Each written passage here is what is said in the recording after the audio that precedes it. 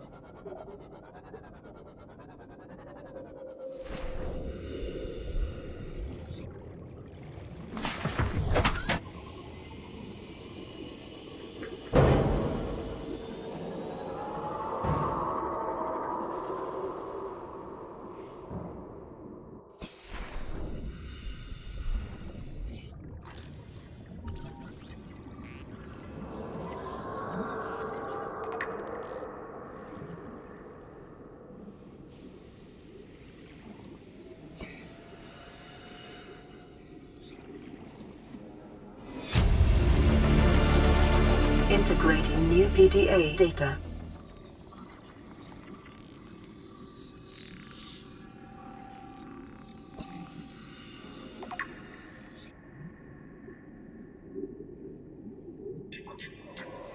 Signal position uploaded to PDF blueprint acquired. Integrate Integrating new PDA data.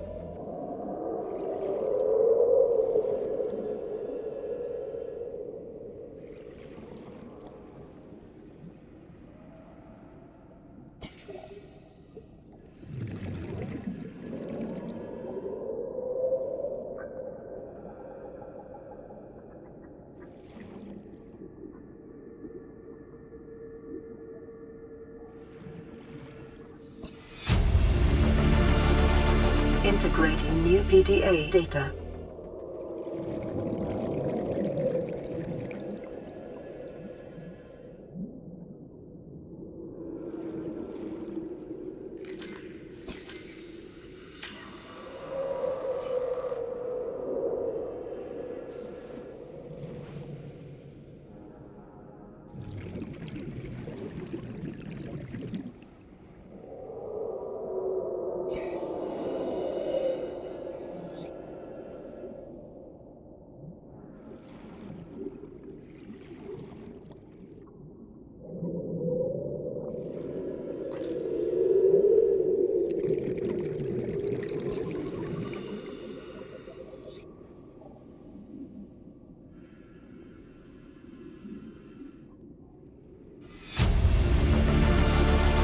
Integrating new PDA data.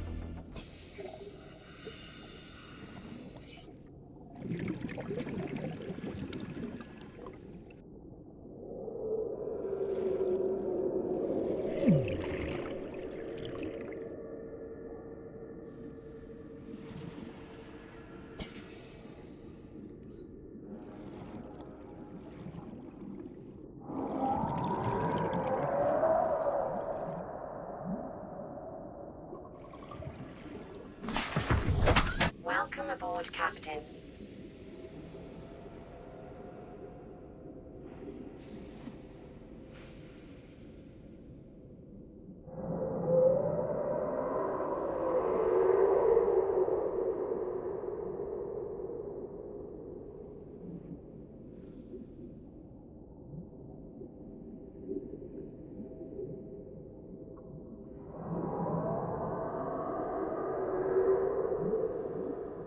Exiting sleep mode. Loading voice recognition. Engineer Barclay and Chief Technology Officer you identified. Drone, get me a propulsion cannon. Repulsion cannon retrieved. Hey, Berkeley.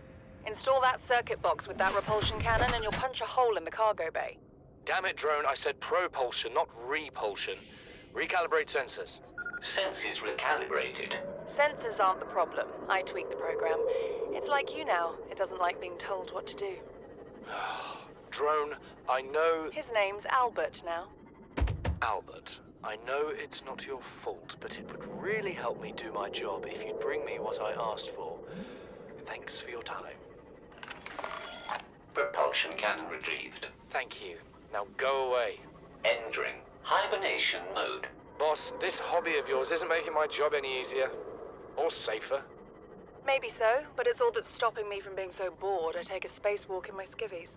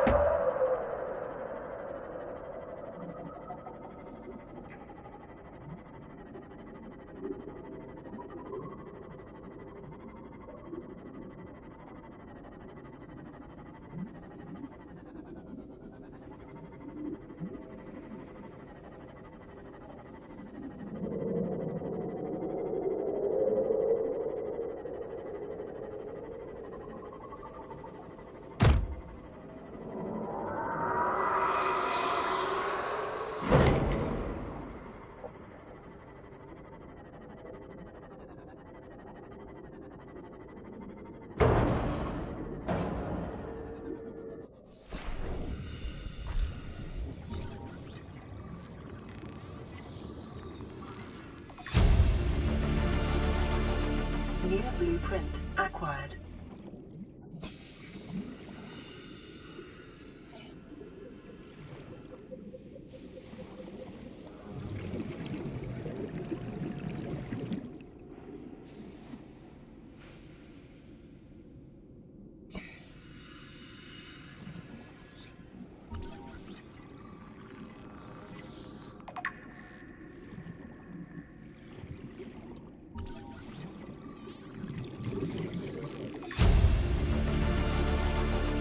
New blueprint acquired.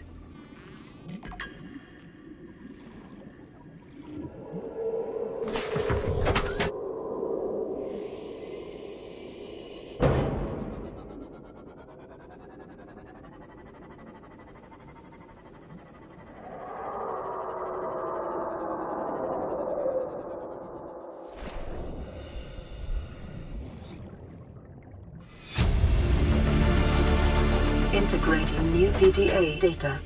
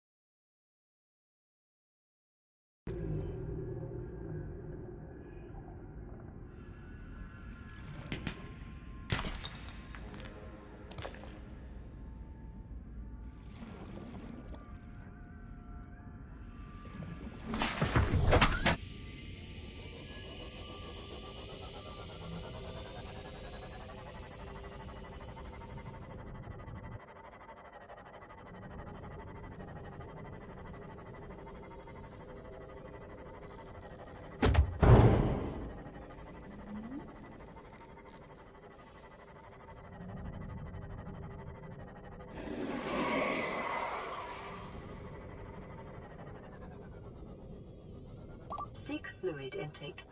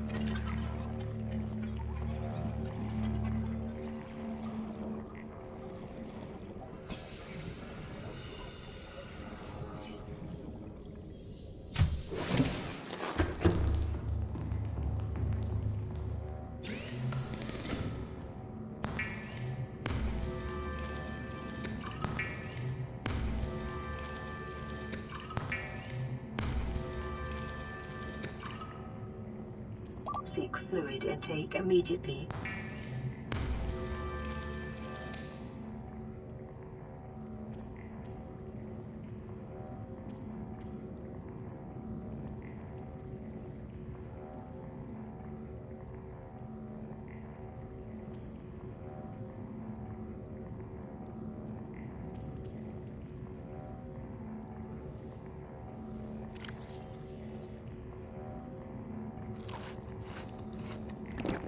Vital signs stabilizing.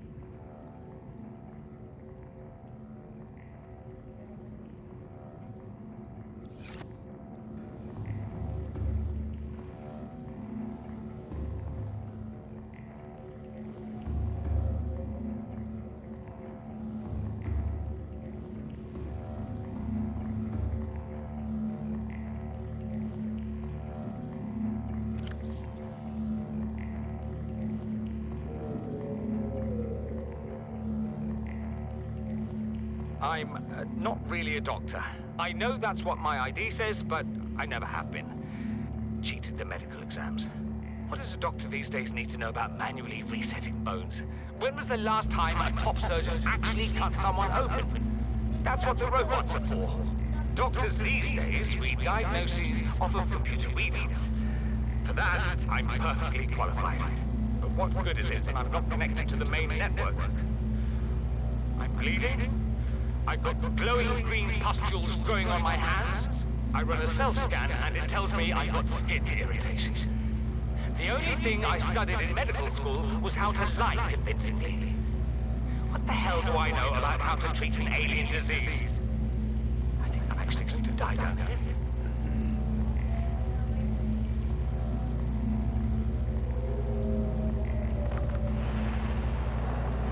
Live pod sequence initiated. Entering planetary atmosphere. My creators, the cherishers and sustainers of worlds, give me this day my daily pleasures as I give to those who seek pleasures from me. External temperature approaching critical levels. Show me the path in life, truth, and love. For mine is the power. I am the one. On and off and on again. Impact imminent. Life is a game in which the universe plays with itself. I am done playing as this bundle of flesh. Return me.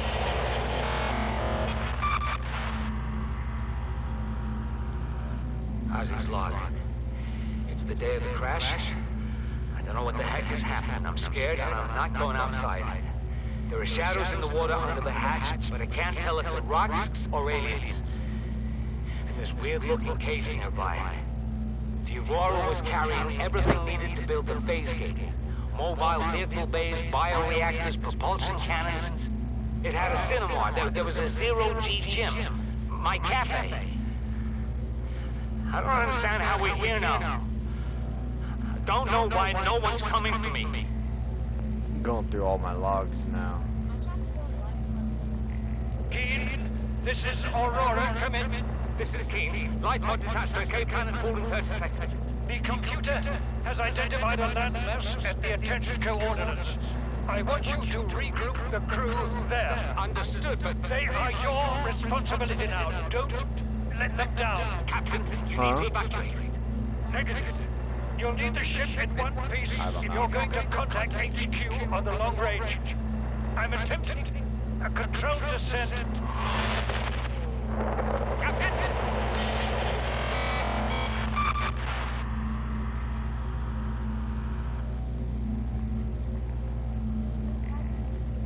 You really think it'll carry two of us?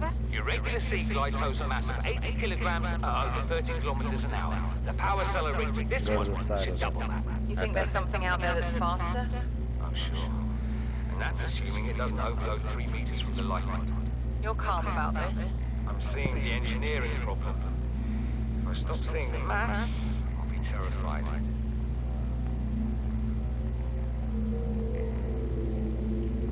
To any Altera crew. Landed in area of significant alien activity. Encountered predators in the Leviathan class, highly aggressive. Spectroscope scanner assigned species designator Reaper. One specimen attempted to swallow the light pod, doing extensive damage in the process. Only viable option is to make for the safety of the Aurora crash site. I have retrieved a data box Go with over the the creek's green thing. decoy and enough resources to fabricate a couple of That might be them. deep The enough. swim's longer than the decoy lifetime, but it should just be enough to keep them busy. If you don't find me on board the ship, presume I miscalculated. Ma'am, I need you to stay calm. We're not in immediate danger. Where are the rescue teams? The Aurora didn't make it. So, where are the rescue teams? They're dead, ma'am. We have rendezvous coordinates, but the routes are radiated. So, what are you going to do? I'm head of human resources, ma'am. This is not my expertise. But the PDA says if we can find some lead, we can make radiation suits. Oh, there! I am not setting foot outside this life pod without the proper protection. Don't worry. I'll go.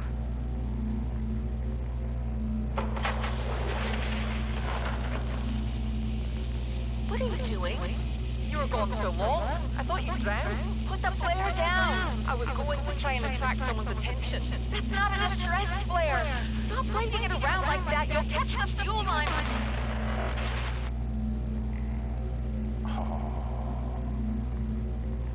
We have to board the Aurora, repair the long-range comms, make contact with the other survivors. We can't be the only two that made it. Those are not the orders the captain gave me, and they are not the orders I'm giving you. This isn't chain of command, it's survival. My obligations as acting commander don't turn on their convenience. Get out of the water. If I get into trouble, I'll send you my coordinates. I can't let you go alone. Then come with me. You don't leave me much choice. Received emergency transmission from Second Officer Key 2 hours after last activity. Rendezvous was a failure. Intercepted a transmission from Altera HQ. Seems they sent a data package to the Aurora. We were intercepted by a Leviathan-class predator before we could reach the ship. Consider the CTO and I lost at sea. Be safe. Keen. Out.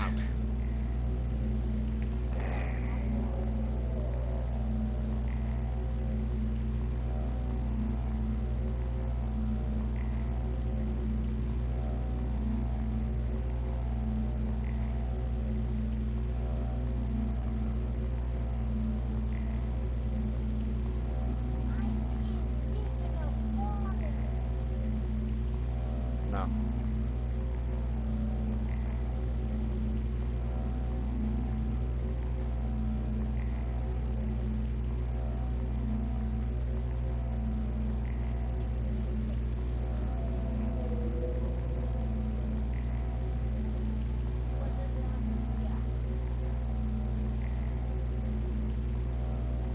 A lot to get that big one out.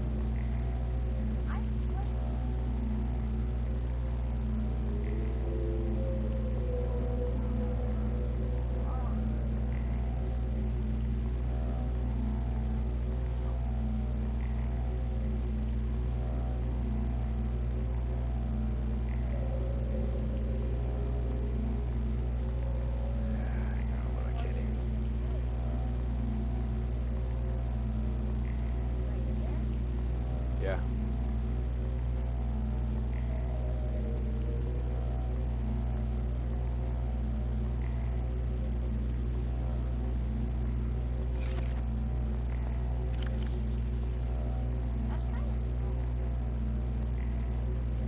I thought it might get claustrophobic living underwater. Father feels it is.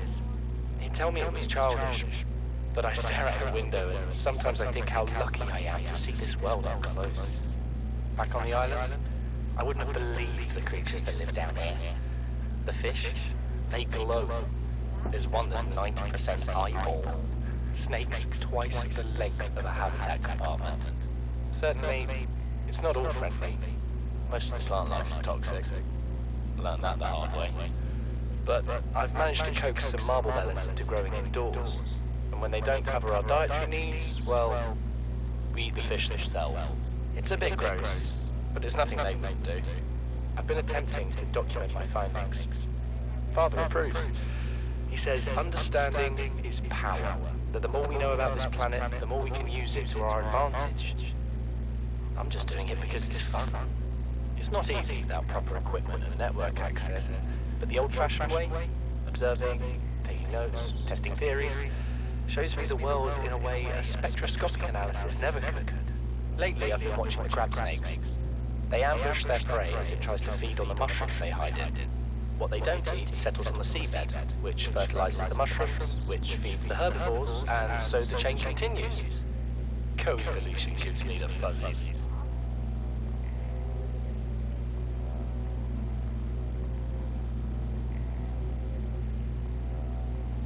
Something incredible just happened. Since we're down here, I had this plan to build equipment and study the life forms we were encountering, but I didn't have enough enamel glass.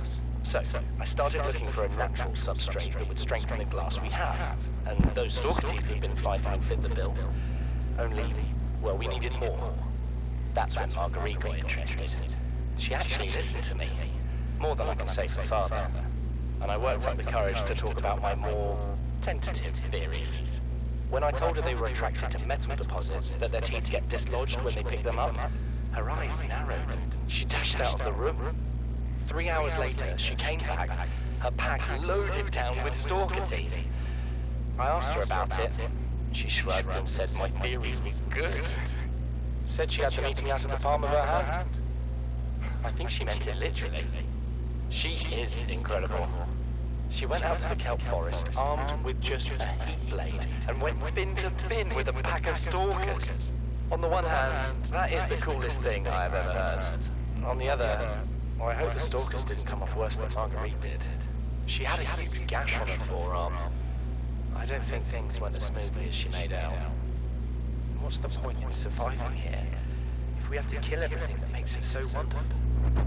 I wish I knew more about these animals, but Father won't let me leave the habitat. Maybe with all this glass, we could build a containment unit and get up close to them. This is the first time I've seen sunlight in months. After all that time in the deep, I'd been dreaming of it. Now that I'm back here, I'm finding it hard to enjoy alone. Father was right. We should never have left this place. We shouldn't have gone so deep. They do not want us down there. Despite my best efforts, ill health is taking hold of me. The visions are getting worse. Marguerite and Father are now part of the ecosystem of this incredible planet.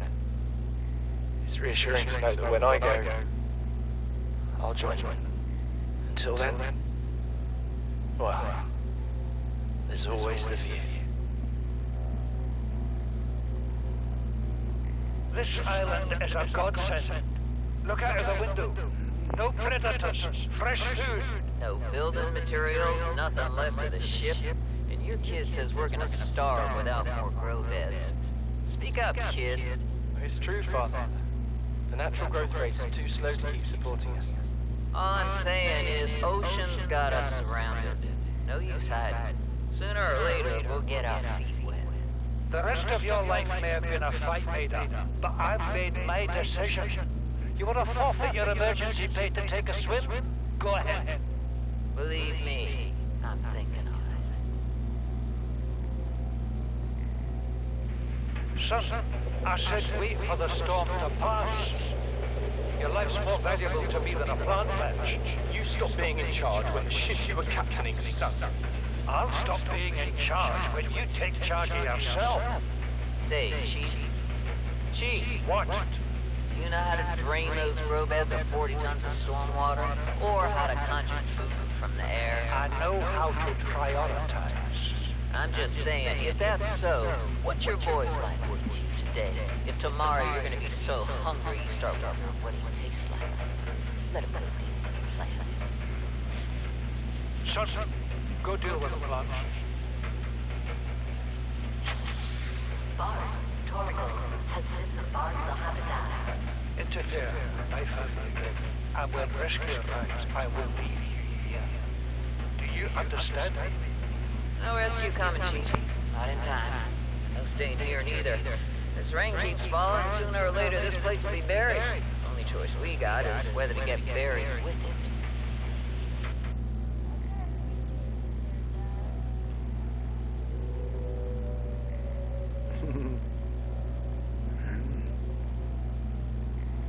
What is that thing? I don't know. I found it outside in the sand. Part of another ship? None I've ever seen. It's not even scratched. Don't fool around with it. It might be worth something. Stand down, Chief. If it were gonna crumble to dust, it would have done so when I picked it up. It's glowing. We're not the first people to come to this planet. People? Maybe. Could be aliens. Could be the damn sea monsters for all we know. One thing for sure, we ain't gonna find out by staying here. Son, there is always a pecking order. And in our world, money makes a hierarchy. I pay Maida a fraction of what I pay you, and you a fraction of what I pay me. If money makes the hierarchy, why is Marguerite making the decisions? We need her. We let her think what she likes, so long as she does what she's told. What if she doesn't? For enough money, she will. People always do.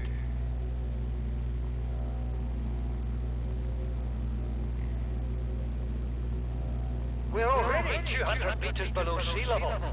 You want to go deeper? Look around us, Chief. Water leaking through the hull, water outside the hatch. We're drowning real slow. If rescue arrives, whatever shot us down, it's gonna do it again and again until it's shut off. You see an off switch around here, Chief? Why would it any more likely be half a kilometer down? Your kid found something on the scanner. There's something down there. Something that shouldn't be. You're mad. I'm going all the same. And I've an idea you two are gonna follow. But if you do, be mindful. Your authority stopped at sea level. Chief's log, 5 weeks since the crash. The only other survivors are my son, Mort, and Maida, the cut-price mercenary I commissioned for the journey. After days drifting in the life pod, rain hammering on the roof, the weather cleared and we washed up here.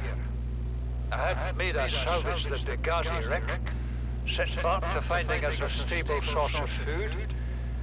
His education is paying off sooner than I'd anticipated. Our only problem is Maida. She says the weather's going to turn. I say she's finding excuses to risk our lives. I imagine she's not going to weaken her life to a physical altercation and she's itching for a fight. In every judgment she makes, things go from bad to worse. If she had my experience, she'd have more faith. Humans have spent millennia specializing in how to shackle nature to our will. This planet won't cause us any new problems. My one task now is to keep us alive, as comfortably as possible, until the insurance company arranges rescue. In this part of space, that could be months, or even years. You know what Maida told me today? She wants to build a habitat 500 meters below sea level, more than a kilometer northeast of here.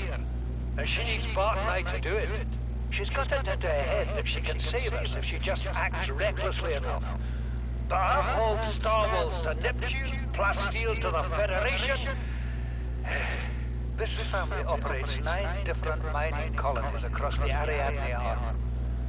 Maida thinks she's better suited to lead. Her contract still says otherwise. But I just cannot damn well tell whether it's the stupidest idea I ever heard, or my only hope. I turned 80 years old last week. I thought I had another 80 in me, but marooned on this planet, there's no swapping out of my liver with the old one